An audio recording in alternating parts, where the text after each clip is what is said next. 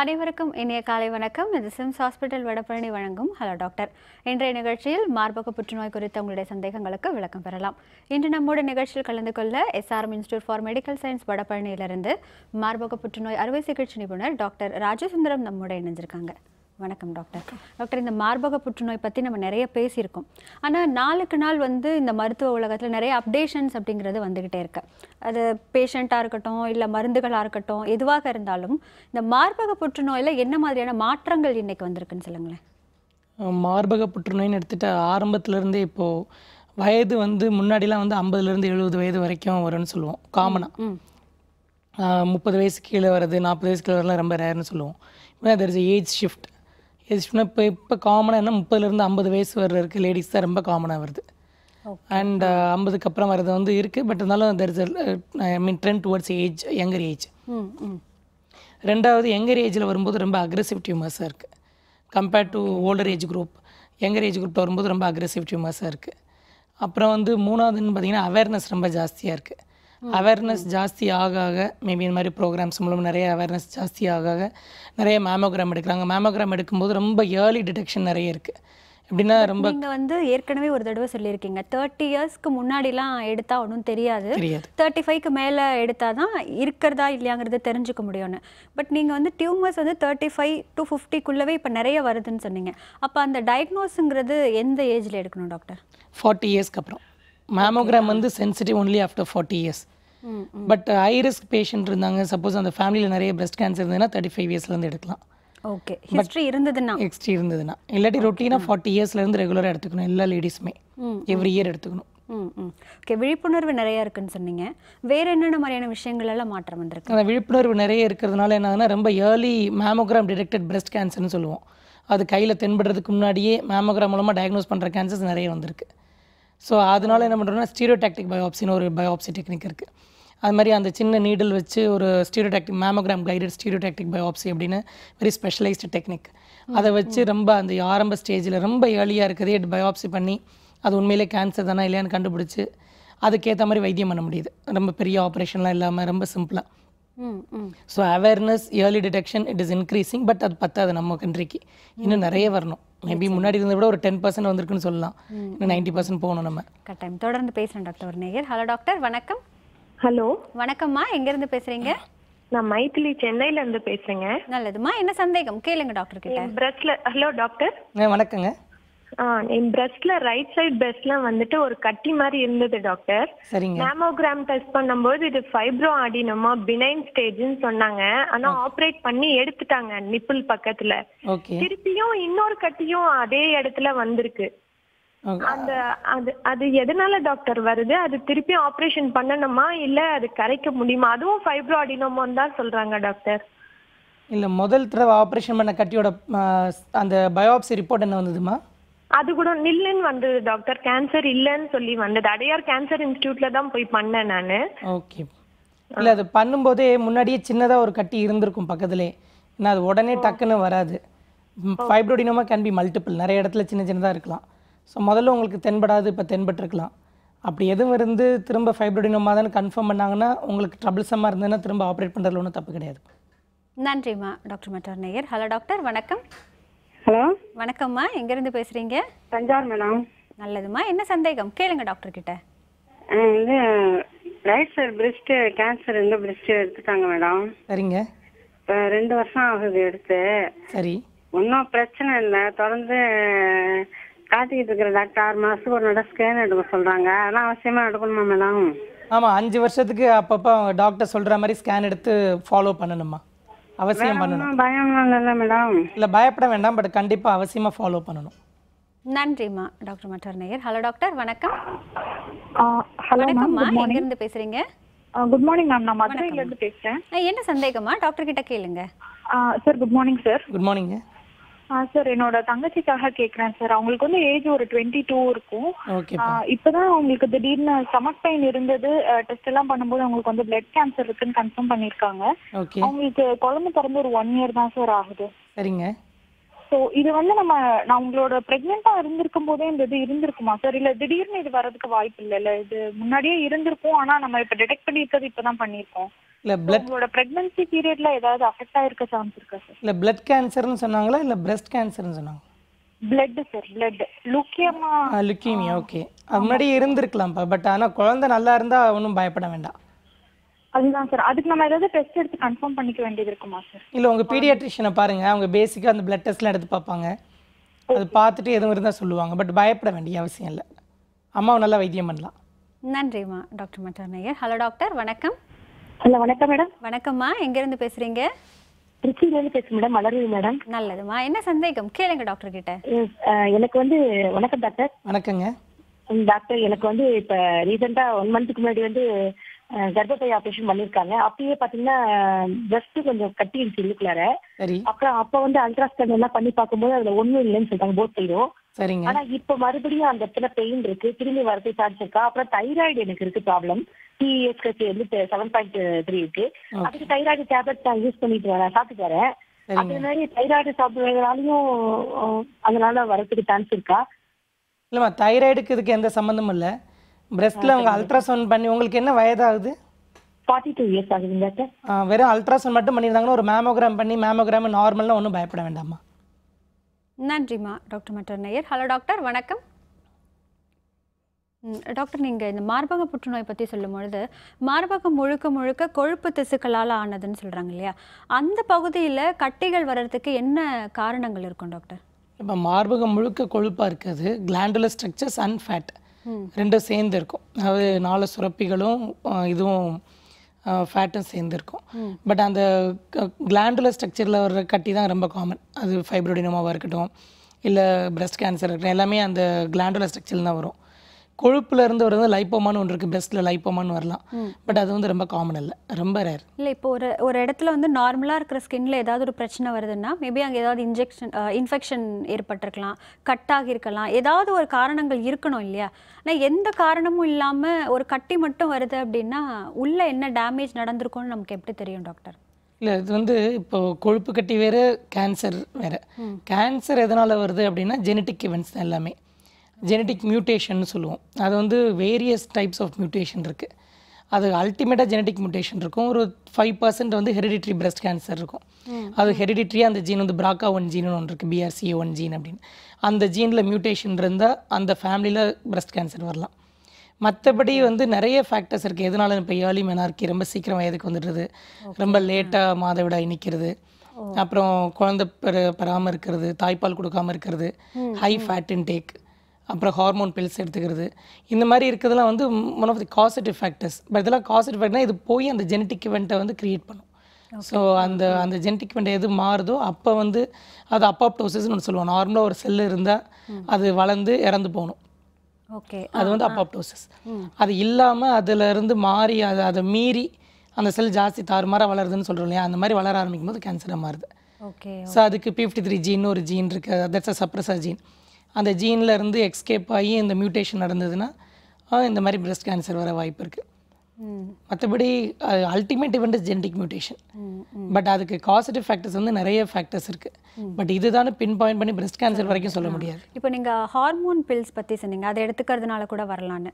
But இப்போது இன்றைக்கி ஜென்ரலாக ஹார்மோன் அப்படின்னா நமக்கு உடனே ஞாபகத்துக்கு வர்றது தைராய்டு அப்படிங்கிறது தான். ஏன்னா நிறைய பெண்கள் அதற்காக எடுத்துக்கிறாங்க, ஈவன் பாய்ஸ் கூட நிறைய பேர் எடுத்துக்கிறாங்க. இப்போது அதனால ஏன்னா ஹார்மோன் சொன்னதால இந்த கேள்வி வருது, அவர்களுக்கும் இந்த பிரச்சனை வருமா? இல்லை, இப்போ ஹார்மோன் வந்து நிறைய ஹார்மோன்ஸ் இருக்குது. தைராய்டு ஹார்மோனுக்கு இதுக்கு எந்த சம்மந்தமும் கிடையாது. தைராய்டு ஹார்மோன் வந்து நிறைய லேடிஸ் எடுத்தது காரணம் வந்து ஹைப்போதைராய்டிசம் இருக்கும் உங்களுக்கு. வந்து தைராய்டு கம்மியாக வேலை செய்யும். அப்போ வந்து ரீப்ளேஸ்மெண்ட் பண்ணுவோம், தைராக்சின் ரீப்ளேஸ்மெண்ட் பண்ணுவோம். அது தட் இஸ் என்டையர்லி டிஃப்ரெண்ட். நான் சொன்ன ஹார்மோன் வந்து oestrogen hormone. So oestrogen, progesterone, அந்த ஹார்மோன் பில்ஸ்.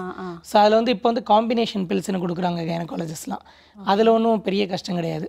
முன்னாடிலாம் வந்து ஈஸ்ட்ரஜன் ஒன்லி பில்ஸ்னு கொடுப்பாங்க. அந்த ஈஸ்ட்ரஜன் மட்டும் தனியாக இருக்கிற பில்ஸ் வந்து ஃபார் வேரியஸ் ரீசன்ஸ் கொடுப்பாங்க.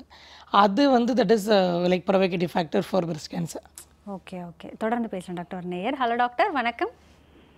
ஹலோ வணக்கம்மா, எங்கேருந்து பேசுகிறீங்க? நாங்க ஈரோட்ல இருந்து பேசுறோம் மேடம். என்ன சந்தேகமா கேளுங்க டாக்டர் கிட்ட.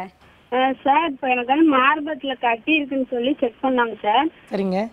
அதுல வந்து நீடில் போட்டு பார்த்தாங்க சார், நார்மலா தான் இருக்கு கட்டி ஒண்ணு. ஆனா ஆபரேஷன் பண்ணிக்கங்க சொல்றாங்க சார். அதான் எப்படி கேன்சரா மாறுமா அப்படின்ட்டு. இல்லை, சாதாரண கட்டின்னு சொன்னாங்கன்னா அது கேன்சராக மாறாதுமா. பட் ஒரு நல்ல சென்டரில் போய் நீங்கள் ப்ராப்பராக ஒரு மேமோகிராம் எடுத்து திரும்ப நீடில் போட்டு செக் பண்ணி பார்த்து கேன்சர்னு கன்ஃபார்ம்டாக தெரிஞ்சுன்னா நீங்கள் ஒன்றும் பண்ண வேண்டாம். நன்றிம்மா. டாக்டர் மற்றொரு நேயர். ஹலோ டாக்டர், வணக்கம். ஹலோ, வணக்கம்மா, எங்கேருந்து பேசுகிறீங்க? சென்னையில இருந்து பேசுறேங்க மேடம். நல்லதுமா, என்ன சந்தேகம் கேளுங்க டாக்டர் கிட்ட. சார், எங்க அப்பாக்கு கணையத்துல கட்டி இருக்கு, கணையத்து தலையில கட்டி இருக்குன்னு சொல்லியிருந்தாங்க சார். சரிங்க. அல்ட்ராசவுண்ட் பண்ணோம். இப்போ சிடி ஸ்கேன் எடுக்க சொல்லியிருந்தாங்க. இன்னைக்கு எடுத்திருக்காங்க சிடி ஸ்கேன். சரிங்க. அது கேன்சரா இல்லையான்னு தெரியல. ஆனா கேன்சருக்கான சிம்டம்ஸ் எல்லாமே இருக்கு. வெயிட் லாஸ் ஆகுது, ஜாண்டிஸ் இருக்கு, ஓகேம்மா. இச்சஸ் இருக்கு, எல்லாம் இருக்கு. இப்போ அது கேன்சர் ஆகிடுச்சுன்னா அது கியூரபிள்ங்களா? இல்லை, கணையத்தோட தலைப்பக்கத்தில் ஹெட் ஆஃப் த பேன்க்ரியாஸில் கட்டி இருந்ததுன்னா 95% கேன்சராக தான் இருக்கும். அது கேன்சராக இல்லாட்டி கூட ஆப்ரேட் பண்ணி எடுக்க முடிஞ்சு ஆப்ரேஷன் பண்ணணும், விப்பிள்ஸ் ஆப்ரேஷன் ஒன்று பண்ணணும். அது வந்து நம்ம சிடி ஸ்கேன் எடுத்திருக்கீங்க இல்லையா, அதில் வந்து அந்த பக்கத்தில் இருக்கிற ரத்த குழாயெல்லாம் பரவி இருக்கா, ரொம்ப ஒட்டி இருக்கா எல்லாம் தெரியும் அந்த சிடி ஸ்கேனில். அந்த சிடி ஸ்கேனை பேஸ் பண்ணி இல்லை வேறு எங்கேயாவது பரவி இருக்கா இல்லையான்னு தெரியும். லிவரில் பரவி இருக்கா, பக்கத்தில் லிம்ஃப் நோட்ஸில் பரவி இருக்கா என்னன்னு தெரியும். அதை பேஸ் பண்ணி எங்கேயும் பரவாமல் இருந்ததுன்னா ஆப்ரேஷன் தான் பெஸ்ட் மாடலிட்டி ஆஃப் மேனேஜ்மெண்ட். ஆப்ரேட் பண்ணால் நல்லாவே இருப்பாங்க. அப்படி கொஞ்சம் ஜாஸ்தி பரவி இருந்தால் கூட கீமோதெரப்பியும் ரேடியோதெரப்பியும் கொடுத்து கட்டியை சுருக்கிட்டு அதுக்கப்புறம் திரும்ப ஆப்ரேஷன் பண்ண முடியும். இல்லை லிவரில் அங்கெல்லாம் பரவி இருந்துச்சுன்னா அதுக்கு டார்கெட்டட் தெரப்பி இருக்குது. எதுக்கு எல்லாத்துக்குமே வைத்திய முறைகள் இருக்குது. பட் எந்த ஸ்டேஜில் இருக்காங்கன்னு அது சிடி ஸ்கேன் பார்த்தா தெரியும். பட் அப்ஸ்ட்ரக்டிவ் ஜாண்டிஸ் இருந்துச்சு, ஆப்ரேட் பண்ணுற ஸ்டேஜில் இருக்குது, head of the pancreas cancer அப்படின்னா கண்டிப்பாக ஆப்ரேஷன் பண்ணால் நல்ல பெனிஃபிட் இருக்குமா. நன்றிம்மா. டாக்டர் மற்றொரு நேயர். ஹலோ டாக்டர், வணக்கம். ஹலோ. ஹலோ, வணக்கம் சார், எங்கேருந்து பேசுகிறீங்க? கடலூர்ல இருந்து பேசுறேங்க. நல்லது சார், என்ன சந்தேகம் கேளுங்க டாக்டர் கிட்ட. எனக்கு குடல் வால் இந்த ஓஜி ஜங்ஷன்றாங்களே, சொல்லுங்க. அங்க வந்து சின்ன சின்ன கொப்பளம் மாதிரி இருந்ததுங்க. சரிங்க. எண்டோஸ்கோபிக் எடுத்து பயாப்சி மூலியமா எடுத்து டெஸ்ட் பண்ணாங்க கேன்சர்னு. சரி. இப்போ நான் வந்து சித்தா மெடிசன் சாப்பிட்டு 2 இயர்ஸ் ஆயிடுச்சுங்க. சரி. எனக்கு ஒன்றும் எஃபெக்ட் ஒன்றும் தெரியல. வெயிட்லாம் நல்லா குறைஞ்ச வெயிட்லாம் நல்லா சௌரியமா இருக்கேன். வேற ஏதாவது டெஸ்ட் எடுக்கணுங்களா? இல்லை, திரும்ப ரிப்பீட் எண்டோஸ்கோபி பண்ணி பார்க்கணும் சார். எண்டோஸ்கோபி திரும்ப எண்டோஸ்கோபி பண்ணி பார்க்கணும், சிடி ஸ்கேன் பண்ணி பார்க்கணும், எண்டோஸ்கோபி பண்ணி பயாப்சி ரிப்பீட் பண்ணி பார்க்கணும். நன்றி சார். டாக்டர் மற்றொரு நேயர். ஹலோ டாக்டர், வணக்கம். ஹலோ, வணக்கம்மா, எங்கேருந்து பேசுகிறீங்க? நாங்க ஈரோட்ல இருந்து பேசுறோங்க. பேர் வள்ளிங்க. என்ன சந்தேகமா கேளுங்க டாக்டர் கிட்ட. மார்புல கட்டிமா இருக்குங்க. வேணா 7-8 வருஷமா இருக்குது. வலிகிலி எதுவுமே எந்த பிரச்சனையும் இல்ல. அதான் வேற ஏதோ இருக்குமா வேண்டாம் கேக்குறோம். இல்லை, வெறும் கட்டி மாதிரி உங்களுக்கு கையில் தென்படுச்சுன்னா உங்கள் வயது என்னமாகுது? 27 வயசு ஆகுதுங்க. 2 குழந்தைங்க இருக்கு. சூப்பர் தான், அதெல்லாம் எந்த பிரச்சனையும் இல்ல. ஓகே. நீங்கள் அல்ட்ராசவுண்ட் பிரஸ்ட்னு ஒரு டெஸ்ட் இருக்குமா, அல்ட்ராசவுண்ட் ஸ்கேன். அது பண்ணி பார்த்து ஒரு நல்ல டாக்டர்டே பக்கத்தில் சர்ஜன்டே காமிச்சு ஒன்றும் இல்லைன்னு ரீகன்ஃபார்ம் பண்ணிக்கோங்க. நன்றிம்மா. டாக்டர் மற்றொரு நேயர். ஹலோ டாக்டர், வணக்கம். வணக்கம் மேடம். வணக்கம்மா, எங்கேருந்து பேசுகிறீங்க?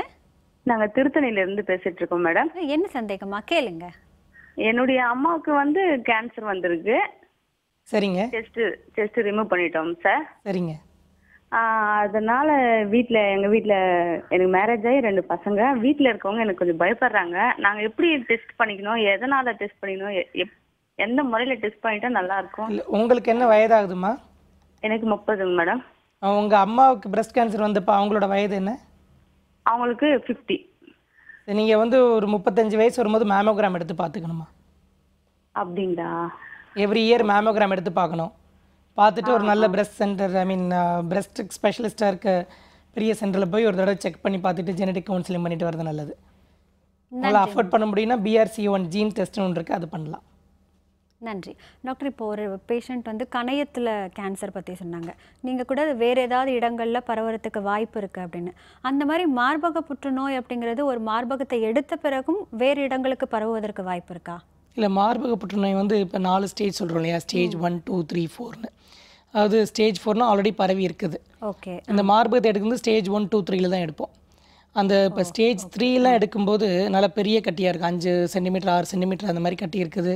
கீமோதெரப்பி கொடுத்து எடுக்கும்போது அது வந்து கண்ணுக்கு தெரியாமல் முன்னாடியே நம்ம உடம்புல இருக்கலாம், வேறு மற்ற பாகங்களில் எலும்புலையோ லங்லையோ லிவர்லையோ இருக்கலாம். மைக்ரோஸ்கோபிக் மெட்டாஸ்டேசிஸ்ன்னு சொல்லுவோம். அந்த மாதிரி இருக்கிறது வந்து அப்போ தெரியாது. அதை கண்ட்ரோல் பண்ணுறதுக்காக நம்ம கீமோதெரப்பி கொடுக்குறோம், ஹார்மோன் தெரப்பி கொடுக்குறோம். அதாவது டெமாக்சிஃபென் ஹார்மோன், அந்த ஈஸ்ட்ரஜன் ஹார்மோன் கிடையாது. இந்த டெமாக்சிஃபென், லெட்ரஸோல், அனஸ்ட்ரஸோல்னு ஹார்மோன் தெரப்பி இருக்குது. அதெல்லாம் கொடுக்குறோம், எண்டோக்ரைன் தெரப்பின்னு சொல்லுவோம். இதெல்லாம் வந்து அந்த கண்ணுக்கு தெரியாத செல்களை அழிக்கிறதுக்காக. பட் சில சமயம் வந்து அது அந்த கண்ட்ரோலில் இல்லாமல் இருக்கும். இருந்து பின்னாடி மார்பக ஆப்ரேஷன்லாம் பண்ணதுக்கப்புறமா 2 வருஷம் கழிச்சோ 3 வருஷம் கழிச்சோ வெளிப்படலாம். அது வந்து பின்னாடி பரவனதாகவும் சிலருக்கு தோணும். ஸோ சிலருக்கு வந்து அந்த மாதிரி ஒரு தவறான எண்ணங்கள் வந்துடும். ஸோ சர்ஜரினால அந்த இடத்துல வராமல் இருக்குமே தவிர உடம்புல மற்ற இடத்துல இருக்கிறது வந்து கீமோதெரப்பினாலையும் ஹார்மோன் தெரப்பினாலும் கண்ட்ரோல் பண்ண முடியும். ஸோ சர்ஜரியும் ரேடியோ தெரப்பி வந்து லோக்கல் ஃபார்ம் ஆஃப் தெரப்பி, அந்த மார்பகம் ஆப்ரேட் பண்ண இடத்துல வராமல் இருக்கும். வேற கீமோதெரப்பியும் எண்டோக்ரைன் தெரப்பியும் உடம்புல மற்ற இடத்துல வராமல் தடுக்கக்கூடிய சக்தி வாய்ந்தது, உடம்பு ஃபுல்லாக வேலை செய்யும். ஸோ அதில் சிலருக்கு வந்து அந்த சில மருந்து வேலை செய்யாமல் போகலாம். சில கேன்சர்ஸில் இப்போ வேரியஸ் டைப்ஸ் இருக்குது. இப்போ முன்னாடிலாம் வந்து 2 டைப் தான் சொல்லுவோம், invasive ductal carcinoma, invasive lobular carcinoma, அந்த மாதிரி சொல்லுவோம். இப்போ வந்து பார்த்திங்கன்னா மாலிகுலர் ப்ரொஃபைலிங், மாலிகுலர் டைப்பிங் அந்த மாதிரி இருக்குது. ER positive tumours, luminal A, luminal B, basal like, HER2 positive, அந்த மாதிரி நிறைய டைப்ஸ் இருக்குது. பேரை கேட்கும் போதே அது என்னென்னா அது வந்து மெயின்லி ஃபார் த கன்சல்டன்ட், எங்களை மாதிரி கேன்சர் ஸ்பெஷலிஸ்ட்டுக்கு அது. பட் நாங்கள் வந்து அந்தந்த டைப்பில் பேஷண்ட்டை கேட்டகரைஸ் பண்ணணும். ஓகே. பட் இப்போ லுமினல் ஏன்னு ஃபார் எக்ஸாம்பிள் சொல்கிறேன்னு வச்சுக்கோங்களேன், அவங்களுக்கு வந்து கீமோதெரப்பினால பெரிய பெனிஃபிட் இருக்காது, எண்டோக்ரைன் தெரப்பினால பெரிய பெனிஃபிட் இருக்கும். இப்போ HER2 பாசிட்டிவ்னு ஒரு குரூப் இருக்காங்க, அவங்களுக்கு வந்து அந்த ட்ரஸ்டுசுமாப்னு ஒரு மருந்து கொடுக்கணும். அது கொடுத்தா தான் கம்ப்ளீட் கண்ட்ரோல் ஆகும். முன்னாடிலாம் நம்ம அது கொடுக்கல, அது கொடுக்காம வெறும் கீமோதெரப்பி மட்டும் கொடுத்துருந்தோம். ஸோ 2 வருஷம் 3 வருஷம் கழிச்சு திரும்ப வேற எங்கேயாவது வந்தது. ஸோ இப்போ வந்து ரொம்ப அட்வான்ஸ்மெண்ட் நிறைய ஆகிடுச்சு. இப்போ பேசல் லைக்னு ஒரு டைப் இருக்குது, அதில் வந்து ரெகுலராக கொடுக்குற கீமோதெரப்பி லுமினல் ஏக்கோ இல்லை HER2 கொடுக்குற கீமோதெரப்பியை கொடுத்தா இது கண்ட்ரோல் ஆகாது. இதுக்கு வேறு மருந்து கொடுக்கணும், கார்போபிளாட்டின் பேஸ்ட் ட்ரக்ஸ் கொடுக்கணும். அது மாதிரி இப்போ வந்து அண்டர்ஸ்டாண்டிங் ஆஃப் பிரஸ்ட் கேன்சர் ரொம்ப முன்னேறிட்டே இருக்குது. ஸோ முன்னேற இந்த மாதிரி திரும்ப வரக்கூடிய வாய்ப்புகள் கம்மியாயிட்டே வருது. தொடர்ந்து பேசுகிறேன் டாக்டர் நேயர். ஹலோ டாக்டர், வணக்கம். ஹலோ வணக்கம் மேடம், நான் மதுரையிலேருந்து கணேசன் பேசுகிறேன். என்ன சந்தேகம் சார்? கேளுங்க டாக்டர் கிட்ட. Okay, thank you madam. சார் ஆக்சுவலாக எனக்கு லிவரில் வந்து கேன்சர் இருக்கு, கட்டி இருக்கு, லிவரில் கேன்சர் கட்டி மாதிரி இருக்கு. டிசம்பரில் தான் ஃபைண்ட் அவுட் பண்ணோம். சரிங்க. இப்போ ட்ரீட்மெண்ட் போயிட்டு இருக்கேன் மதுரையில் உள்ள GHல. சரிங்க. 3 கீமோதெரப்பி முடிஞ்சிச்சு, 4 இன்னும் 3 இருக்குன்னு சொன்னாங்க. சரி. ஆக்சுவலாக முடிஞ்ச பிறகு நான் என்ன மாதிரி ப்ராசஸ் பண்ணணும்? திருப்பி ஸ்கேனு, டிசம்பரில் scan, MRI scan, CT scan எல்லாம் எடுத்திருக்கோம். இல்லை பயோப்சி பண்ணாங்களா லிவரில் இருந்து? பண்ணாங்க, லிவரில் உள்ளதில் பயாப்சி எடுத்து அதில் பார்த்து தான் இந்த லிவரில் இருக்கு அப்படின்ற இந்த இதை தான் சொன்னாங்க. ஹெப்படோசெல்லுலர் கார்சினோமான்னு சொன்னாங்க. அந்த ஏதோ CO லெப்படஸ் ப்ளஸ் CO ஏதோ அந்த மாதிரி ஒரு நேம் போட்டு சொல்லியிருந்தாங்க. சரிங்க. இப்போ முடிஞ்ச பிறகு நான் என்ன மாதிரி இது பண்ணணும்? இல்லை ஆப்ரேஷன் பண்ண முடிஞ்சா ஆப்ரேஷன் பண்ணி அந்த கட்டி எடுக்கிறது தான் பெஸ்ட் மேனேஜ்மெண்ட். Okay okay. இல்லை அந்த இடத்துல மட்டும் நிறைய லிவரில் நிறைய இருந்ததுன்னா லிவர் டிரான்ஸ்பிளான்டேஷன் பண்ணலாம். ஏன்னா கீமோதெரப்பிக்கு வந்து இந்த ஹெப்படோசெல்லுலர் கார்சினோமா இருந்தால் கீமோதெரப்பி அந்தளவுக்கு கேட்காது. ஸோ நீங்கள் 3 சைக்கிள்ஸ் கொடுத்துட்டீங்கன்னா திரும்ப ஸ்கேன் பண்ணி பார்த்து கட்டி அதே சைஸில் இருக்கா பெருசாக இருக்கான்னு பார்த்துக்கோங்க. பெருசாக இருந்ததுன்னா இந்த ட்ரீட்மெண்ட் சரியாக வேலை செய்யாது, யூஸ்வலாக கீமோதெரப்பி அந்தளவு வேலை செய்யாது. ஸோ இதர் சர்ஜரி லிவர் டிரான்ஸ்பிளான்ட் தான் பெஸ்ட் மேனேஜ்மெண்ட். எங்கேயும் பரவாமல் இருந்ததுன்னா, பரவி இருந்ததுன்னா நம்ம கீமோதெரப்பி கொடுக்கலாம், ஓரளவு கண்ட்ரோல் பண்ணும். பட் நீங்கள் பேசுகிறத வச்சு பார்த்தா ஆள் நல்லாவே இருக்கீங்க. ஸோ 3 சைக்கிள்ஸ் கொடுத்துருந்தா திரும்ப ஒரு இன்ட்ரிம் ஸ்கேன்னு சொல்லுவோம், ஒரு CT ஸ்கேன் இப்போ எடுத்து பார்த்து கட்டி அதே சைஸில் இருக்கா, கூடியிருக்கா, குறைஞ்சிருக்கான்னு உங்கள் டாக்டரை போய் கன்சல்ட் பண்ணுங்கள். அதுக்கேற்ற மாதிரி ட்ரீட்மெண்ட் மாற்றிக்கலாம். நன்றி சார். டாக்டர் மற்றொரு நேயர். ஹலோ டாக்டர், வணக்கம். Hello madam. வணக்கம்மா. எங்க சென்னையில இருந்து பேசுறோம். என்ன சந்தேகமா? கேளுங்க டாக்டர் கிட்ட. நாக்குல அவருக்கு கட்டி இருந்தது மேடம், புண்ணு இருந்தது. அது வந்து வலி வந்து நரி கட்டி வந்து இங்க அதாவது தொண்டையில வந்து சைடுல இறங்கிட்டு இருக்கு. அவருக்கு வந்து 34 கரண்ட் கொடுத்தாங்க, 2 கீமோதெரப்பி பண்ணாங்க. சரி, இப்போ வந்து அந்த கட்டி அப்படியே இருக்கு, இதுக்கு அப்புறம் எதுவுமே பண்ண முடியாது அப்படின்னு சொல்லிட்டாங்க டாக்டர்ஸ். எங்க ஐடியா ஏதாவது இன்னொரு வாட்டி கீமோதெரப்பி கொடுக்கலாமா இல்லையா, கொடுத்தா கட்டி கரையுமா இல்லையான்னு தெரியுங்களா சார்? நாக்கில் இருக்கிறது கரைஞ்சிருக்காமா? நாக்கில் இருக்கிறது கரைஞ்சிருக்கு சார். இல்லை நாக்கில் இருக்கிறது நல்லா கரைஞ்சிருந்து கழுத்தில் மட்டும் கரையாமல் இருந்ததுன்னா ஆப்ரேஷன் பண்ணக்கூடிய வாய்ப்பு இருக்குமா? இருக்கு. ஆனா அவங்க நாங்க MRI ஸ்கேன் கூட வெளில எடுத்தோம், ஆனா ஆபரேஷன் பண்ண முடியாதுன்னு சொல்லிட்டாங்க. அதுதான் சரி, இப்போ என்ன பண்ணலாம்? ஆபரேஷன் எதனால பண்ண முடியாதுன்னு சொன்னாங்கன்னு பார்க்கணும். ரத்த குழாயோட ரொம்ப ஒட்டி இருக்கா, மூளைக்கு போகிற ரத்த குழாயோட ஒட்டி இருக்கா, அந்த மாதிரி நிறைய எதனால சொன்னாங்கன்னு பார்க்கணும். எல்லா ரிப்போர்ட் எடுத்து வாங்க, நான் பார்த்து சொல்கிறேன் என்ன பண்ண முடியும் பண்ண முடியாது அப்படின்னு. நன்றிம்மா. டாக்டர், இந்த கேன்சர் அப்படிங்கிறதுல வெறும் பிரஸ்ட் மட்டும் இல்லை, ஓவராலாக கேன்சரில் அப்போ இருந்ததுக்கும் இப்போவும் என்ன மாதிரியான டயக்னோசிஸில் மாற்றங்கள் வந்திருக்குன்னு சொல்லுங்கள். அதற்கு ஒரு சின்ன பிரேக் எடுத்துக்கலாம். நேர்களை நிகழ்ச்சியை தொடர்வதற்கு முன்பாக சிறிய இடைவேளை.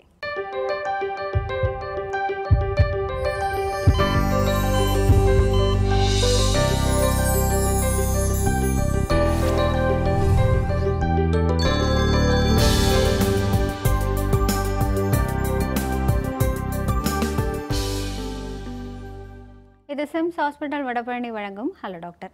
டாக்டர், இந்த கேன்சரோட டயக்னோசிஸில் என்ன மாதிரியான சேஞ்சஸ் வந்திருக்குன்னு கேட்டிருந்தேன். டயக்னோசிஸ் வந்து இப்போ ரொம்ப முன்னாடியில் வந்து ஒரு கேன்சர் கட்டி டயக்னோஸ் பண்ணால் ஓப்பன் பண்ணி ஆப்ரேஷன் பண்ணி அந்த கட்டியை எடுப்பாங்க. எடுத்து அதை டெஸ்ட்டுக்கு அனுப்புவாங்க. அது வந்து டெஸ்ட்டுக்கு 2 கட் பண்ணி அனுப்பிச்சிடுவாங்க. ஒரு இடத்துல பாசிட்டிவ் கொடுப்பாங்க, ஒரு இடத்துல நெகட்டிவ் கொடுப்பாங்க. நிறைய கன்ஃபியூஷன் இருந்தது.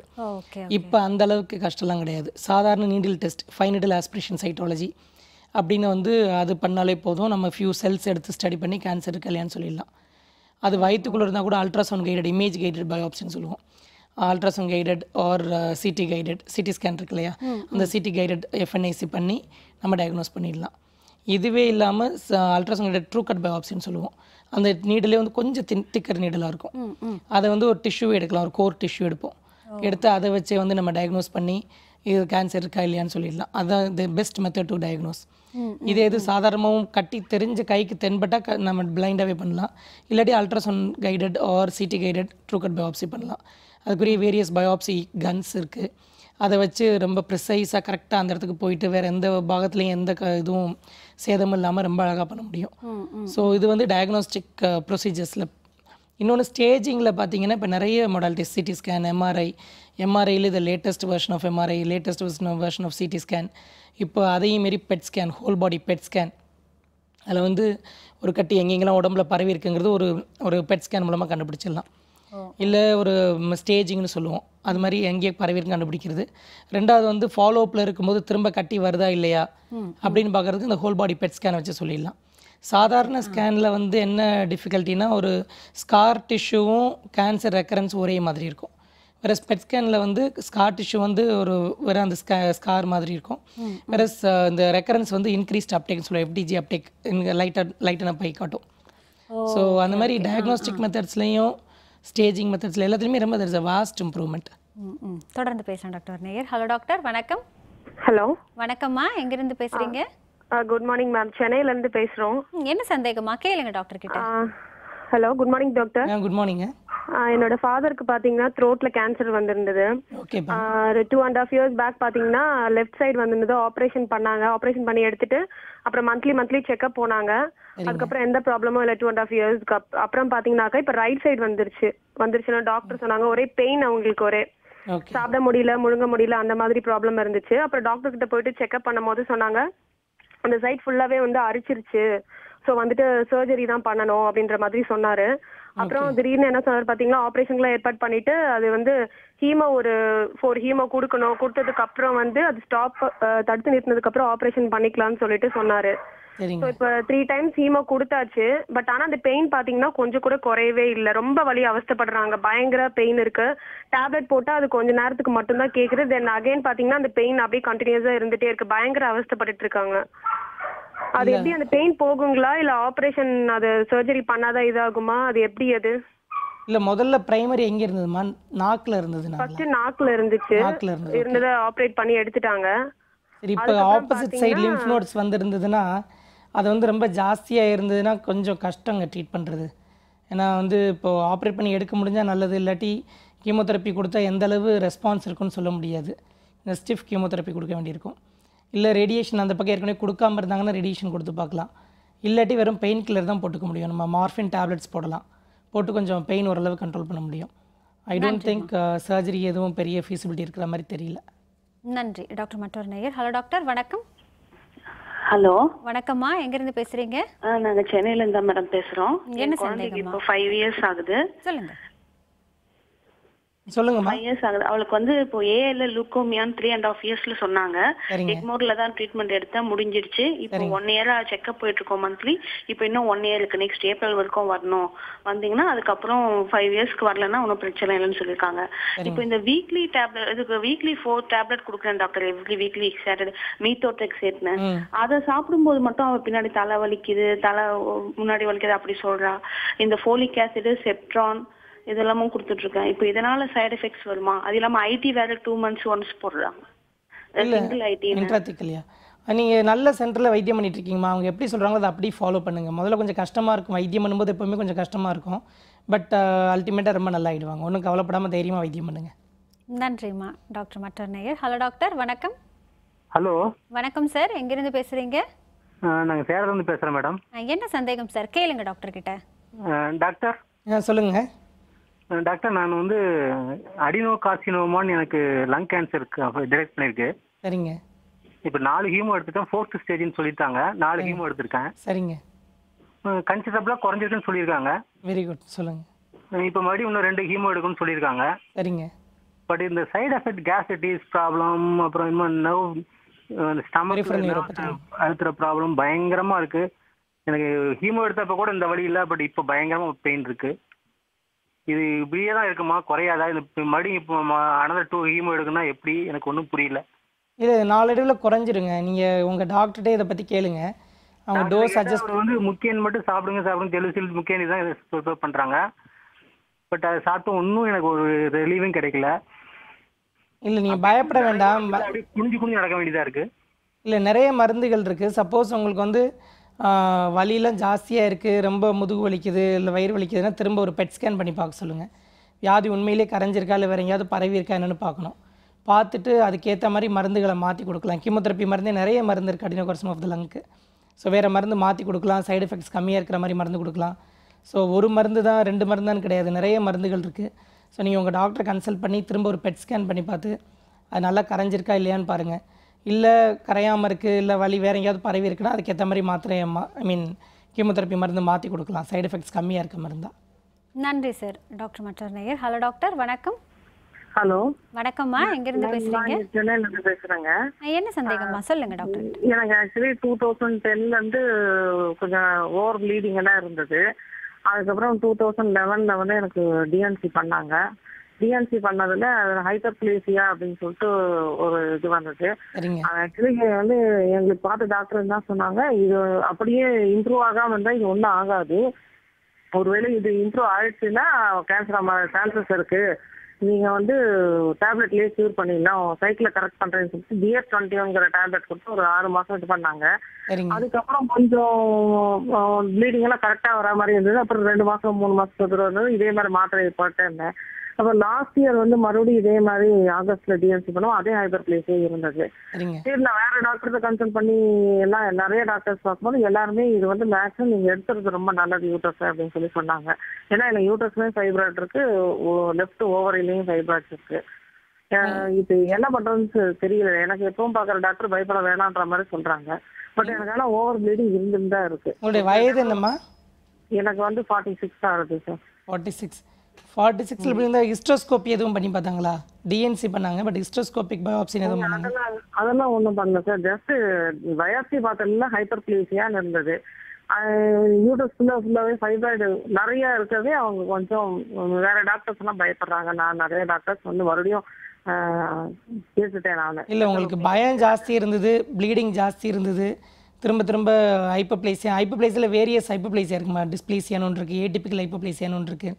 இதில் ஏடிபிக்கல் ஹைப்போப்ளேசியா இருந்தால் அது பின்னாடி கேன்சராக கூட மாறும், அடினோகார்சினோமா ஆஃப் தி எண்டோமெட்ரியமாக மாறும். ஸோ உங்களுக்கு பயம் ஜாஸ்தி இருக்குது, ரொம்ப தொந்தரவாக இருக்குது, 46 வயசு ஆகிடுச்சு, உங்களுக்கு குழந்தைகள்லாம் நல்லா இருக்காங்க அப்படின்னா தைரியமாக நீங்கள் ஹிஸ்டெக்டமி பண்ணிக்கலாம், கஷ்டப்பட்டுட்டே இருக்க வேண்டாம். அதனால் ஹிஸ்டெக்டமி பண்ணுறதுனால எதுவும் கஷ்டம் வராது உங்களுக்கு. நன்றி மேம். டாக்டர் மற்றொரு நேயர். ஹலோ டாக்டர், வணக்கம். ஹலோ வணக்கம், எங்கிருந்து பேசுறீங்க சார்? நான் தாம்பரத்துலேருந்து பேசுகிறேன் மேடம். என்ன சந்தேகம் சார்? கேளுங்க டாக்டர் கிட்ட. டாக்டர், என்னோட ஒய்ஃப்க்கு வந்து பிரஸ்ட் பெயின்ஸ் நான் டாக்டர்கிட்ட போய் பார்த்தோம். சரிங்க. அவன் வந்து பிரஸ்ட் வந்து மெமோகிராம் ஸ்கேன் எடுக்க சொன்னார் டாக்டர். சரிங்க.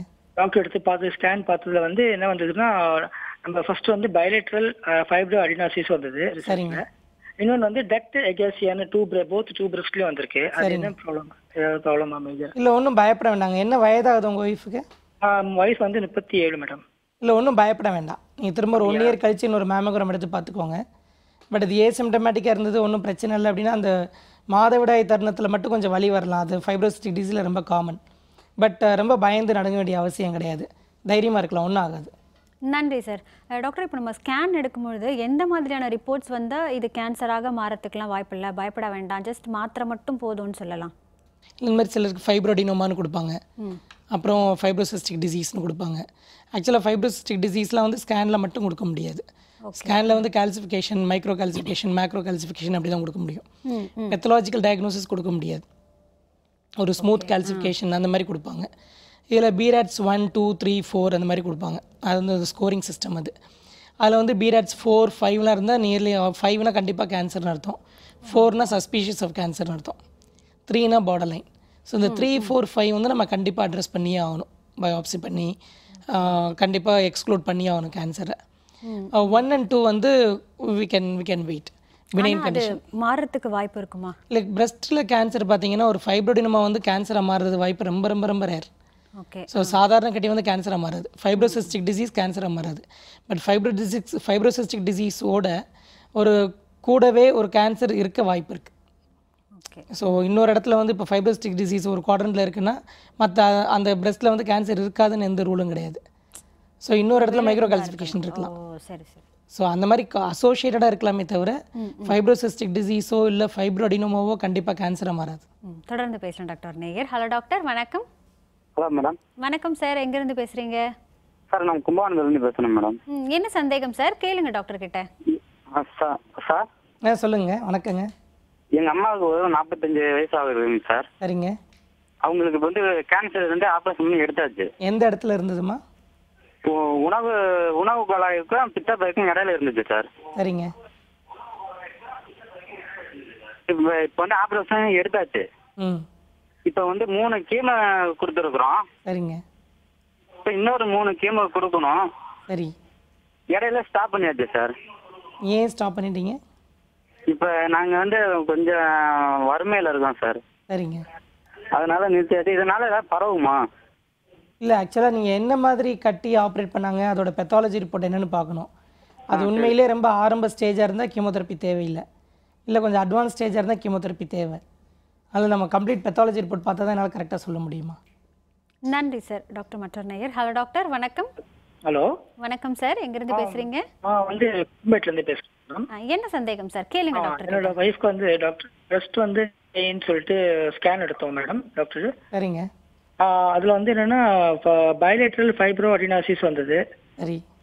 டக்ட் எகேசியர் 2 பிரஸ்ட் வந்திருக்கு போத். அது எதுவும் ப்ராப்ளம் இல்லையா மேடம்? ஒன்றும் ப்ராப்ளம் இல்லைங்க. இல்லை, இது எதுவும் ஃபியூச்சரில் எதுவும் கேன்சர் அந்த மாதிரி? இல்லை, கேன்சர் எதுவும் மாறாது, தைரியமாக இருக்கலாம். நன்றி சார். டாக்டர் மற்றொரு நேயர். ஹலோ டாக்டர், வணக்கம். ஹலோ வணக்கம் சார், எங்கிருந்து பேசுறீங்க?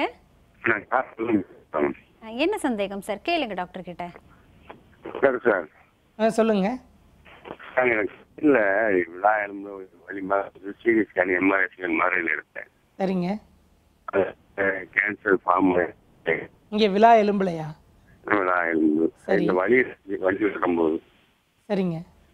நான் மெட்ராஸ்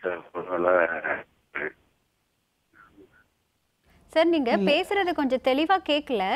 சரியான இடத்துல இருந்து பேசுறீங்களா? சரி, நன்றி சார்.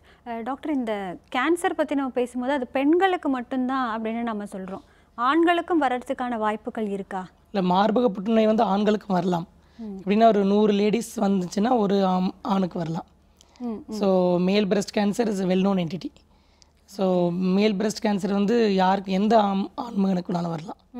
இப்போது பெண்கள்னு வரும்போது சில கேட்டகரிஸ் வச்சுருக்கோம்ல டாக்டர், இதனால் அப்படின்னு. அந்த மாதிரி ஆண்களுக்குன்னு ஏதாவது, இப்போ ஹார்மோன் பற்றி சொன்னீங்க நீங்கள், அந்த மாதிரி ப்ராப்ளம்ஸ் இல்லை அந்த மாதிரி எதுவும் இருக்கிற மாதிரி தெரியல. ஏன்னா ஆண்களுக்கு வந்து வரக்கூடிய இன்சிடென்ட்ஸ் ரொம்ப ரேராக இருக்கிறனால அதை பற்றி இன்டெப்த் யாரும் ரொம்ப ஸ்டடி பண்ணியிருக்கலான்னு நினைக்கிறேன். அதனால் வந்து பட் ஆனால் ஆண்களுக்கு வருது. ஸ்டேஜ் ஸ்டேஜ் 1க்கு தான் ட்ரீட்மெண்ட், ஸ்டேஜ் 2க்கு அது மாதிரி ஸ்டேஜ் ஸ்டேஜ் என்ன விமனுக்கு ட்ரீட் பண்ணுறோமோ அதே மாதிரி தான் மென்னுக்கும் ட்ரீட் பண்ணுவோம். ட்ரீட்மெண்ட்லாம் all surgery, radiotherapy, chemotherapy, hormone therapy எல்லாமே கொடுப்போம்.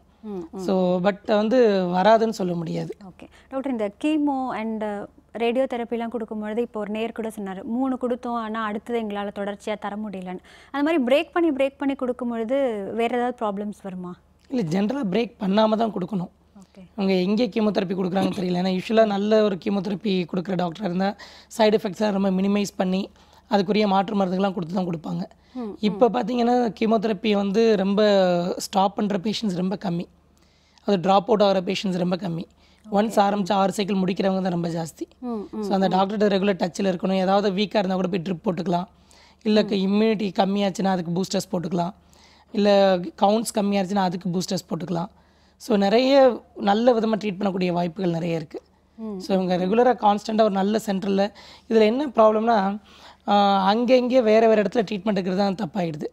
ஸோ எப்போவுமே கேன்சர் வரும்போது ஒரு ப்ராப்பர் ஆன்காலஜி சென்டரில் இங்கே medical oncology, radiation oncologist, surgical oncologist அந்த எல்லாரும் cancer what I mean is surgical cancer surgery பண்ணுற டாக்டர், ரேடியேஷன் கொடுக்குற டாக்டர், மெடிக்கல் ஆன்காலஜி கீமோதெரப்பி கொடுக்குற டாக்டர் எல்லோரும் ஒன்றா இருந்து ஒரு டியூமர் போர்டு ஃபார்ம் பண்ணி அந்த மாதிரி நல்லா ட்ரீட் பண்ணுற சென்டரில் போய் வைத்தியம் பண்ணிக்கிட்டால் success rate is much better. ஒவ்வொன்றுத்துக்கும் ஒரு இடத்துக்கு போக ஒவ்வொன்றுக்கும் ஒரு இடத்துக்கு இப்போ எப்படின்னா ஒரு இடத்துல ஒரு சர்ஜன் ஆப்ரேட் பண்ணுவாங்க, அவங்க கேன்சர் தெரிஞ்சு பண்ணுவாங்க, இல்லை தெரியாமல் பண்ணுவாங்க, கேன்சர் ரிப்போர்ட் வரும். அதுக்கப்புறம் அவங்க எங்கேயாவது ஒரு மெடிக்கல் ஆன்காலஜி கிட்ட அனுப்பிச்சிடுவாங்க, அவங்க கீமோதெரப்பி ரேடியேஷன் ஆன்காலஜி வேறு ஒரு இடத்துக்கு அனுப்பிச்சிடுவாங்க. ஸோ ஒரு கண்டினியூட்டி இருக்காது. ஒரு பேஷண்ட்டுக்கு வந்து ஹோல்சமாக ட்ரீட் பண்ணுற கான்செப்ட் இருக்காது. சில பேஷண்ட் வந்து முதல்ல கீமோதெரப்பி கொடுத்துட்டு தான் ஆப்ரேட் பண்ணணுன்னு இருக்கும். ஸோ ஒரு டியூமர் போர்டுன்னு இருக்கும்போது மெடிக்கல் ஆன்காலஜி சொல்லுவாங்க, இல்லை நீங்கள் கீமோதெரப்பி கொடுத்ததுக்கப்புறம் தான் நீங்கள் ஆப்ரேட் பண்ணணும் அப்படின்னு. ஸோ அந்த மாதிரி ட்ரீட்மெண்ட் வந்து ஒரு பேஷண்ட்டுக்கும் கரெக்டாக ஸ்ட்ரக்சராக ஃபார்ம் பண்ணி வைத்தியம் பண்ணும்போது உண்மையிலே ரிசல்ட்ஸ் ஆர் மச் பெட்டர். இல்லாமல் இந்த மாதிரி வேறு இடத்துல ஆஃப் ஹார்ட்டடாக பண்ணும்போது results R not that good. நிச்சயம். தொடர்ந்து பேசுகிறேன் டாக்டர் நேயர். ஹலோ டாக்டர், வணக்கம். ஹலோ மேடம், வணக்கம்மா. ஹேமா. எங்கேருந்து பேசுகிறீங்க ஹேமாமா? சென்னையில் பெரம்பூர் ஏரியாவில் பேசிட்டு இருக்கேன். நல்லது. என்ன சந்தேகம் சொல்லுங்க. என்னோட ஃபாதருக்கு 63 years old. அவங்களுக்கு வந்து டயக்னோஸ் பண்ணும்போது ஒரு பிரைவேட் ஹாஸ்பிட்டல்ல ஸ்குவாமஸ் செல் கார்சினோமா கொடுத்திருக்காங்க சார். எந்த இடத்துலங்க? ஓரோஃபாரிங்ஸ் சார். ஓரோஃபாரிங்ஸ். கிளாண்ட். சொல்லுங்க. பிகாஸ் அவரோட ஃபர்ஸ்ட் சிம்டம் வந்து காது வலின்னு தான் சொல்லியிருந்தாரு. First we take him to the அந்த ENT டாக்டர் கிட்ட பார்த்துருந்தோம். ஒரு பெயின் கில்லர்ஸ் எல்லாம் போட்டிருந்தாங்க. அதுக்கப்புறம் ஒரு மாதிரி லம்ப் மாதிரி டெவலப் ஆச்சு. அதுக்கப்புறம் அல்ட்ராசவுண்ட், சிடி, பெட் சிடி எல்லாம் பார்த்தோம். சரிங்க. எடுத்ததும் 4th ஸ்டேஜ் அப்படின்னு சொல்லியிருந்தாங்க. பட் இந்த இடத்துல இருந்து இப்போ ரேடியோ தெரப்பி அண்ட் கீமோதெரப்பி சொல்லியிருக்காங்க அப்பாக்கு. சரிங்க. இப்போ என்னன்னா எனக்கு அது வந்து ஏதாவது ஸ்ப்ரெட் ஆக சான்சஸ் இருக்கா? பிகாஸ் கீமோதெரப்பி அப்பாக்கு ஏஜ் 63, ரேடியோ தெரப்பி எல்லாம் வந்து பண்ணினோம் அப்படின்னா பெக் டியூப் போட்டு தான் பண்ணணும் அப்படின்னு சொல்லியிருந்தாங்க. ஸோ அதுக்கான இன்ஃபர்மேஷன்ஸ் ஏதாவது சார்? இல்லை 4th ஸ்டேஜ்னா என்ன சொன்னாங்க? அதாவது அந்த T4ன்னு சொன்னாங்களா, இல்லை உடம்புல வேற எங்கேயாவது பரவி இருக்குன்னு சொன்னாங்களா? லங்லையோ இல்லை போன்லையோ எங்கேயாவது பரவி இருக்குன்னு சொன்னாங்களா? பெட் சிடி எடுத்ததுல எங்கேயுமே ஸ்ப்ரெட் ஆகலன்னு சொல்லியிருந்தாங்க. அது அப்படின்னா அது 4th ஸ்டேஜ் இல்லைப்பா, அந்த இடத்துல பெருசாக இருக்குன்னு சொல்லியிருப்பாங்க T4ன்னு. Okay sir. அது கீமோதெரப்பி ரேடியோதெரப்பி கொடுத்தா நல்லா கேட்குங்க. தைரியமாக ட்ரீட்மெண்ட் எடுத்துக்கலாம். 63 years is not old age. 63 yearsல கம்ஃபர்டபுளாக நல்லபடியாக வைத்தியம் பண்ணிக்கலாம். வைத்தியம் பண்ணால் நல்லா கம்ப்ளீட்டாக க்யூர் ஆக வாய்ப்பு இருக்குது. தைரியமாக பண்ணிக்கோங்க. நன்றிம்மா. டாக்டர், இந்த கேன்சரில் எந்த மாதிரியான விஷயங்கள் வெறும் தெரப்பிலேயே சரியாகும், எதற்கெல்லாம் சர்ஜரி அப்படிங்கிறது தேவைப்படும், இது குறித்து பேசலாம். அதற்கு ஒரு சின்ன பிரேக் எடுத்துக்கலாம். நேர்களை நிகழ்ச்சியை தொடர்வதற்கு முன்பாக சிறிய இடைவேளை.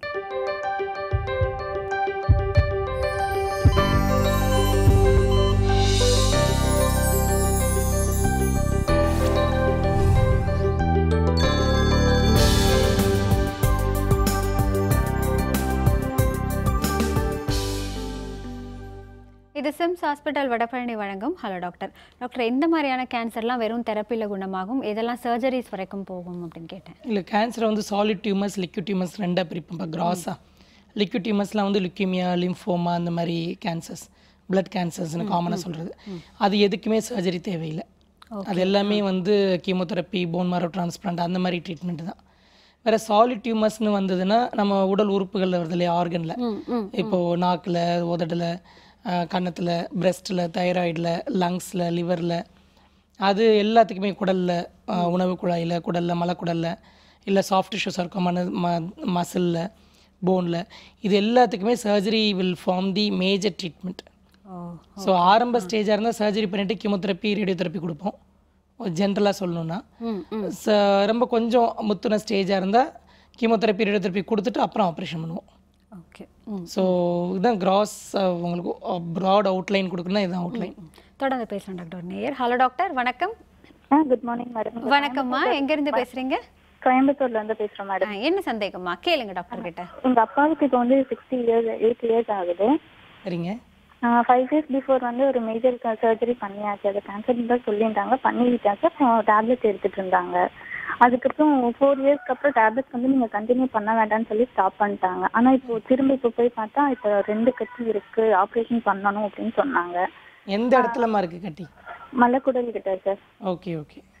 அது பார்த்துட்டு கண்டிப்பா பண்ணியே ஆகணும்னு சொன்னாங்க. ஆனால் சுகர் லெவல்லாம் வந்து கண்ட்ரோல்ல இல்லாதனால ஒரு 15 days அட்மிட் பண்ணியிருந்தாங்க. அது இப்போ கண்ட்ரோல் இல்லை. அதனால திரும்ப வந்து நீங்க டேப்லெட்டே எடுத்துக்கோங்க, ஒரு 1 monthக்கு அப்புறம் பார்க்கலாம்னு சொல்லிட்டாங்க. யூடினிப்னு சொல்லி டேப்லெட் எடுத்துட்டாங்க சார். ஒரு நாளைக்கு 2 டேப்லெட் எடுத்துருக்காங்க. என்ன டேப்லெட் எடுத்துக்கறாங்க? யூடினிப்.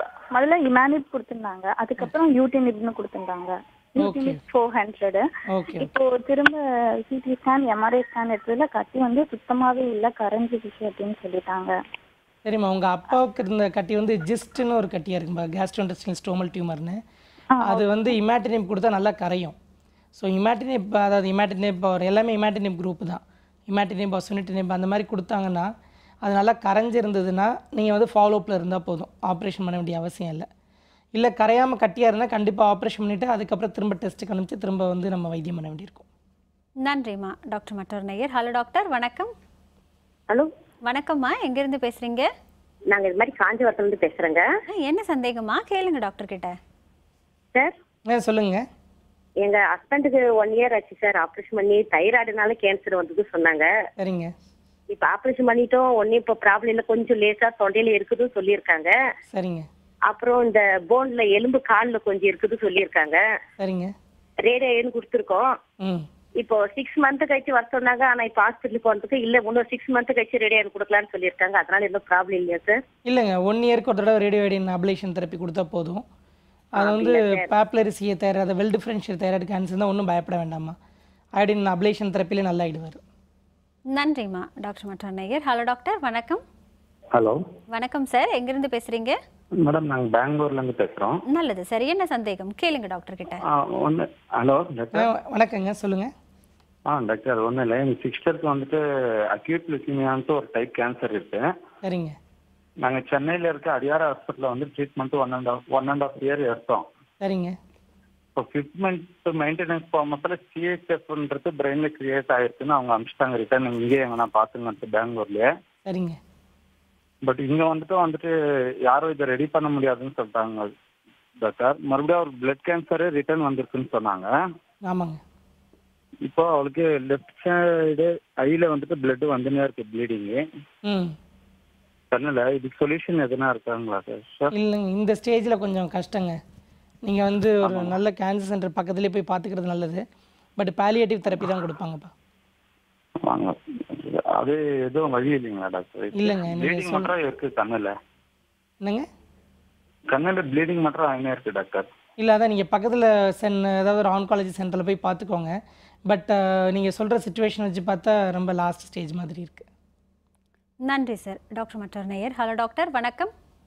ஹலோ வணக்கம்மா. மேம், நாங்க கோயம்புத்தூர்ல இருந்து பேசுறோங்க. அனிதா பேசுறேன். என்ன சந்தேகமா கேளுங்க டாக்டர். சொல்லுங்க டாக்டர், எங்க அம்மாவுக்கு breast cancer 4th stage doctor. சரிங்க. லைட்டா மைல்டா வந்து லங்ஸ்ல இருக்குது அப்படின்னு சொன்னாங்க. சரிங்கம்மா. எல்லாம் ரேடியேஷன் கொடுத்து எல்லாம் ட்ரீட்மெண்ட் எல்லாம் முடிச்சிட்டாங்க, ஆப்ரேஷன் எல்லாமே முடிஞ்சிருச்சுங்க. சரிங்க. இப்போ யூரின் போற இடத்துல மட்டும் லைட்டா மறுத்த மாதிரியே இருக்குது அப்படிங்கிறாங்க. இல்லை, அது ஒன்றும் பயப்பட வேண்டாம்மா. அது அந்த ட்ரக்ஸோட சைடு எஃபெக்ட்ஸாக இருக்கும், ஒன்றும் பயப்பட வேண்டாம். நீங்கள் எந்த சென்டரில் பார்க்குறீங்களோ அங்கேயே ரெகுலராக செக்அப் போய் பார்த்துக்கோங்கப்பா. நன்றிம்மா. டாக்டர் மற்றொரு நேயர். ஹலோ டாக்டர், வணக்கம். Hello madam. வணக்கம் சார், எங்கிருந்து பேசுறீங்க? காஞ்சிபுரத்துலேருந்து பேசுகிறேன் மேடம். நல்லது சார், என்ன சந்தேகம் கேளுங்க டாக்டர் கிட்ட. Hello doctor. வணக்கங்க. எங்கள் அம்மாவுக்கு வந்து மார்பில் கட்டி இருந்தது டாக்டர். சரிங்க. ராயப்பேட்டை ஹாஸ்பிட்டலில் போய் பார்த்தோம், செக் பண்ணோம். சரி. அந்த மார்பில் இருந்து அந்த கை அந்த அக்குலாண்ட அந்த இடத்துல அங்கே ஒரு கட்டி இருந்தது. சரி. 2 இடத்துல இருந்தது. டாக்டர் செக் பண்ணதுல இது வந்து கேன்சர் ப்ரூவ் பண்ணியிருக்காங்க. சரிங்க. இப்போ அந்த மருந்து போட்டிருக்கேன், மருந்து போட்டிருக்காங்க. சரிங்க. மருந்து போட்டு ஒரு 3 நாளைக்கு அப்புறம் பார்த்தோன்னா முட்டிலாம் வந்து ரொம்ப வலி அதிகமாக இருக்கு அப்படின்னு சொன்னாங்க. அது கீமோதெரப்பி கொடுத்துருக்காங்களா? மருந்து கொடுத்துருக்காங்க. அது சரியாயிடுங்க.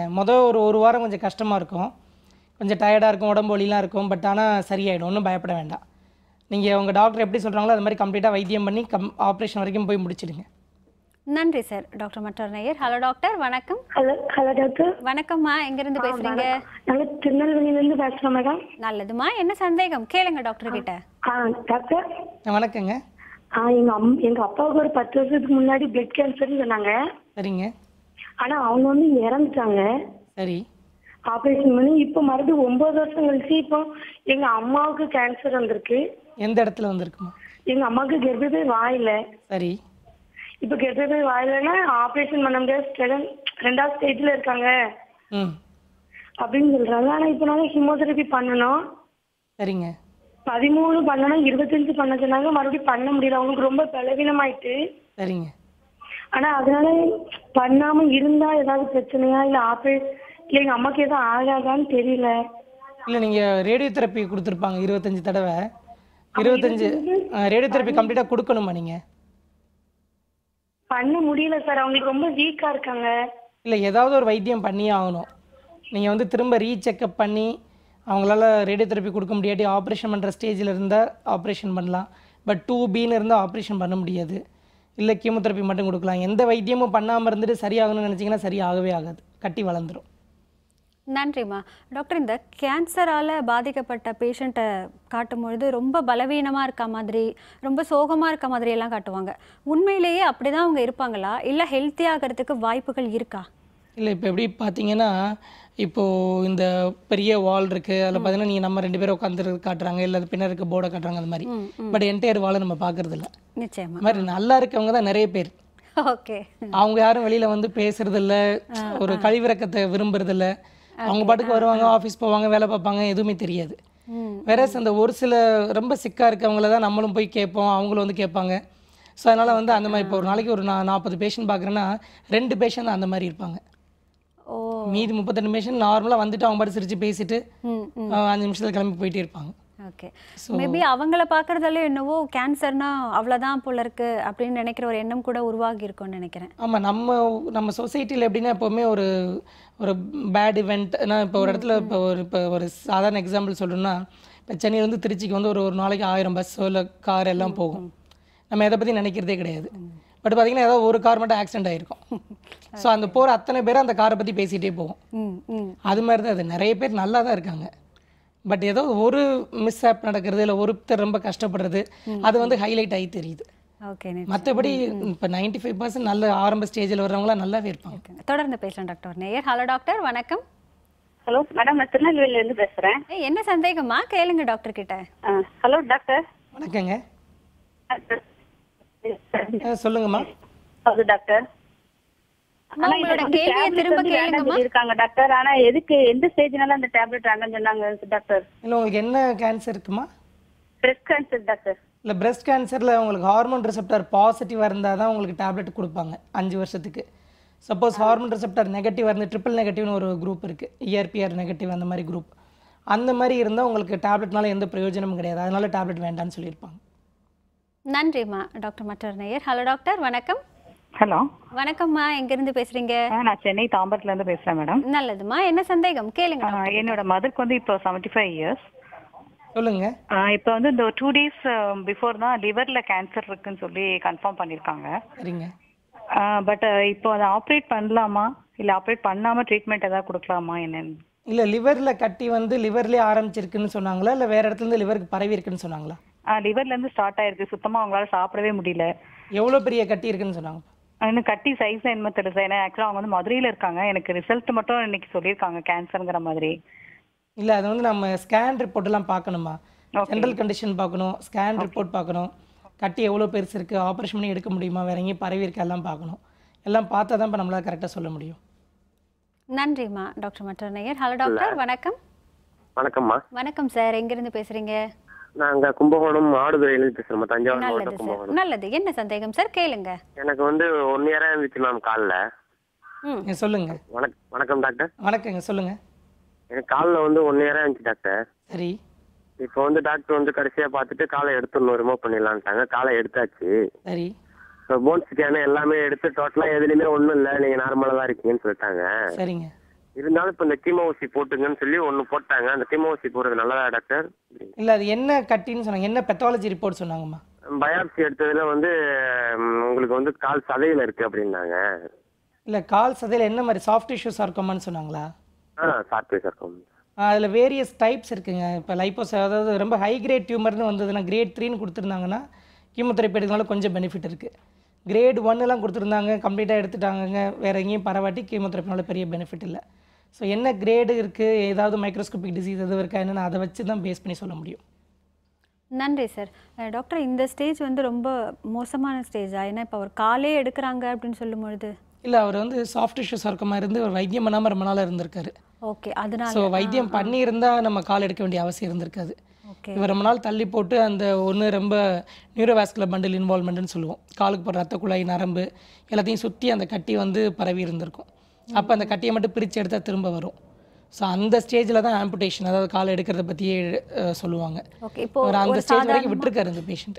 இப்போ சாதாரணமாக அடிப்படுது சரியாக போயிடும், இல்லை நம்மளே ஏதாவது மருந்து போட்டு அந்த மாதிரி செய்கிறதுனாலையோ இல்லை டாக்டர் கிட்ட போய் பார்க்கணும் அப்படின்னு இருக்கிற அந்த விழிப்புணர்வு இல்லாததால தான் இந்த ஸ்டேஜுக்கெல்லாம் போகிறாங்களா? இல்லை, சிலர் வந்து மெயினாக வந்து இதெல்லாம் வந்து வலியாக வராது. நம்ம ஊரில் வந்து எப்படின்னா கட்டி இருந்தால் கூட வர மாட்டாங்க, வலி வந்தால் மட்டும்தான் டாக்டர்கிட்ட வருவாங்க. பட் அன்ஃபார்ச்சுனேட்லி கேன்சரில் வந்து வலிங்கிறது லாஸ்ட் சிம்டம். ஸோ எந்த ஒரு கட்டியுமே வலியாக வராது. ஸோ அவங்க வலி வர்ற வரைக்கும் காத்திருந்து வர்றப்ப கட்டி முத்திடும். Okay okay. ஸோ எந்த ஒரு கட்டி எந்த ஒரு அப்நார்மாலிட்டி தென்பட்டாலும் உடனே ஒரு நல்ல ஸ்பெஷலிஸ்ட்டை போய் பார்த்து கண்டுபிடிச்சி கேட்டுக்கிறது நல்லது. டாக்டர், இப்போது மார்பகத்தில் ஒரு புற்றுநோய் வருது அப்படின்னா கூடவே லங்ஸில் வருதுன்னும் பொழுது ரெண்டும் பக்கத்தில் இருக்குது, அதனால் மேபி வந்திருக்கலாம் அப்படின்னு நினச்சிக்கலாம். ஆனால் உடம்புல வேறு ஏதாவது பாகங்களில் வரும்பொழுது இது எங்கேயோ இருக்குது அது எங்கேயோ இருக்குது, எப்படி ரெண்டும் கனெக்ட் ஆச்சு அப்படிங்கிற ஒரு கேள்வியெல்லாம் வரும்.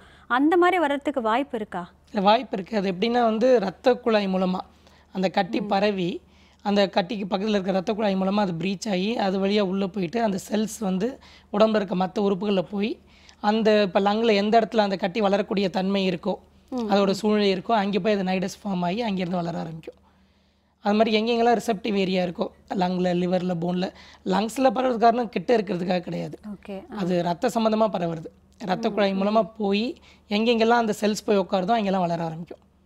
ஓகே, இப்போ நமக்கே தெரியாமல் இன்னர் பார்ட்ஸில் ஏதாவது வீக்காக இருந்ததுன்னா அந்த மாதிரி பரவறதுக்கு சான்ஸ் இருக்கா டாக்டர்? இல்லை, வீக்னஸ்னால பரவுன்னு சொல்ல முடியாது. கட்டி ரொம்ப ஆரம்ப ஸ்டேஜில் வைத்தியம் பண்ணாமல் கொஞ்சம் பெருசாக வளர விட்டோன்னா அப்போ பக்கத்தில் பரவ ஆரம்பிக்கும். ஓகே டாக்டர், இப்போ இதில் என்ன மாதிரியான ட்ரீட்மெண்ட் அப்படிங்கிறத சொன்னோம். ட்ரீட்மெண்ட்டுக்கு அடுத்த கட்டமாக அடிக்கடி வந்து பார்க்குறதோ இல்லை சில பேர் பார்க்காம அப்படியே விட்டுடுவாங்க, அந்த மாதிரி ஃபாலோஅப்ஸுங்கிறத எப்படியெல்லாம் பண்ணணும்? இல்லை, ரெகுலர் ஃபாலோஅப் ரொம்ப ரொம்ப அவசியம். இப்போ ஏன்னா ஒரு கட்டியை ஆப்ரேட் பண்ணி எடுத்துட்டோம் இல்லை கேன்சரை வைத்தியம் பண்ணிட்டோம்னா அதுதான் முடிஞ்சிருச்சு திரும்ப வராதுன்னு கிடையாது. நான் முதல்ல சொன்ன மாதிரி மைக்ரோஸ்கோபிக் டிசீஸ் உடம்புல வேறு எங்கேயாவது இருக்கலாம். அது நம்ம 6 மாதத்துக்கு ஒரு தடவை செக் பண்ணி பார்த்துட்டே இருந்தால் தான் அதை கண்டுபிடிக்க முடியும். ஏன்னா இப்போ வந்து கேன்சருக்கு வந்து நிறைய புது புது மருந்து வகைகள் வந்துடுச்சு. ஸோ எந்த ஒரு பேஷண்ட்டையும் வந்து இவ்வளோதான் அப்படின்னு சொல்கிற மாதிரி இல்லை. ஸோ நம்ம வந்து ரெகுலர் ஃபாலோஅப்பில் இருந்தாங்கன்னா சப்போஸ் திரும்ப டிசீஸ் வரதை கண்டுபிடிச்சா கூட நம்ம திரும்ப வந்து நம்ம கீமோதெரப்பி கொடுத்தோ இல்லை targeted therapy, latest form of therapy இருக்குது, அது கொடுத்தோ இல்லை ரேடியோ தெரப்பி கொடுத்தோ கண்ட்ரோல் பண்ண முடியும். ஸோ பேஷண்ட் ஃபாலோ பண்ணாமல் ரொம்ப 5 வருஷம் கழிச்சு ரொம்ப முத்துனதுக்கப்புறம் வந்தாங்கன்னா ஒன்றும் பண்ண முடியாது. ஸோ எல்லா பேஷண்ட்டுமே ஒன்ஸ் இன் 3 months எந்த சென்டரில் வைத்தியம் பண்ணிக்கிட்டாங்களோ அங்கே போய் ரெகுலர் செக்அப் போயிட்டே இருக்கிறது ரொம்ப நல்லது. தொடர்ந்து பேசுகிறேன் டாக்டர் நேயர். ஹலோ டாக்டர், வணக்கம். ஹலோ ஹலோ வணக்கம்மா, எங்கேருந்து பேசுகிறீங்க? நான் கோயம்புத்தூர்லேருந்து பேசுகிறேங்க. என்ன சந்தேகம்மா கேளுங்க. எனக்கு வந்து sir good morning sir. Good morning, சொல்லுங்கம்மா. சார் எனக்கு வந்து ஹாட்ஸ்கின் டிசீஸ்ன்னு சொல்லி இலியாக் ரீஜன்ல இருந்ததுங்க சார். சரிங்க. பயாப்சி எடுத்து இது பண்ணாங்க. சரிங்க. இப்போ 2013 ட்ரீட்மெண்ட் முடிஞ்சுதுங்க சார். சரிங்க. இப்போ வந்து உடம்பு ரொம்ப வலிக்குதுங்க சார், அது மோஷன் சரியா போறதில்ல. சரிங்க. அது மறுபடியும் ஏதாவது ட்ரீட்மெண்ட் எடுக்கணுமாங்க சார்? இல்லை, இது வந்து ஹாட்கின் டிசீஸ்னால வரக்கூடிய வாய்ப்பு கிடையாது. பட் உங்களுக்கு இலியாக் போன் கிட்ட இருந்து மோஷன் சரியாக போகல, இன்னொன்று உடம்பு ரொம்ப வலி இருக்குன்னா திரும்ப ஸ்கேன் பண்ணி பார்த்து ரீசெக் பண்ணிக்கலாம். நல்லது. பெட் ஸ்கேன் ஒன்று எடுத்து பார்க்க வேண்டியிருக்குமா. நன்றிம்மா. டாக்டர் மற்றொரு நேயர். ஹலோ டாக்டர், வணக்கம். ஹலோ வணக்கம், எங்கிருந்து பேசுறீங்க? நான் கோயிலம்பாக்கத்துலேருந்து பேசுகிறேன், மெட்ராஸில், சென்னையிலேருந்து. நல்லது சார், என்ன சந்தேகம் கேளுங்க டாக்டர் கிட்ட. எனக்கு வந்து இப்போ sir good morning sir. Good மார்னிங்க. எனக்கு வந்து இப்போ 8 மாதம் தான் ஆகுது ஆப்ரேஷன் பண்ணி. சரி. எல்லாம் இதெல்லாம் கொடுத்துட்டாங்க, கரண்ட் வச்சுட்டாங்க, அந்த மருந்தெல்லாம் ஏற்றி முடிச்சுட்டாங்க. எந்த இடத்துல ஆப்ரேஷன் பண்ணாங்க? வலது கையில் மார்பகம் சார். Okay okay. அது பண்ணி எடுத்துட்டாங்க. இப்போ வந்து என்னன்னா இந்த அக்குள் தான் வலிச்சுக்கிட்டே இருக்கு, இந்த நரம்பு அப்படி லைட்டாக தூக்குன மாதிரி இருக்கு, அந்த அக்குளுக்கு போகிற நரம்பு.